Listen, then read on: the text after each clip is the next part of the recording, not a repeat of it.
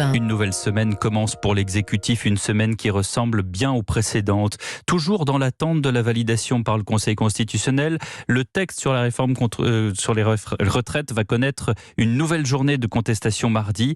Et ce week-end, les ministres étaient sur le pont avec les violences à Sainte-Soline. On va y revenir. Le rendez-vous très attendu, c'est demain midi à l'Élysée. Elisabeth Borne, attendue par le président de la République pour un entretien en tête-à-tête, suivi d'une réunion agrandie au reste des cadres de la Macronie.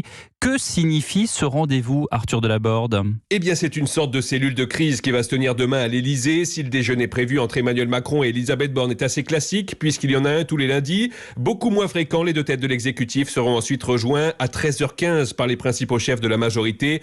Stéphane Séjourné pour Renaissance, François Bayrou pour le Modem et Édouard Philippe pour Horizon. À la veille de la 10e journée d'action contre la réforme des retraites, le contexte social plus que tendu sera évidemment au cœur des discussions. Les violences de plus en plus intenses dans la rue, mais aussi les menaces qui se multiplient contre les parlementaires. Comment continuer à réformer sans majorité ? C'est l'autre question qui devrait être sur la table. Emmanuel Macron vient de charger Elisabeth Borne d'élargir la majorité, mission quasi impossible à ce stade.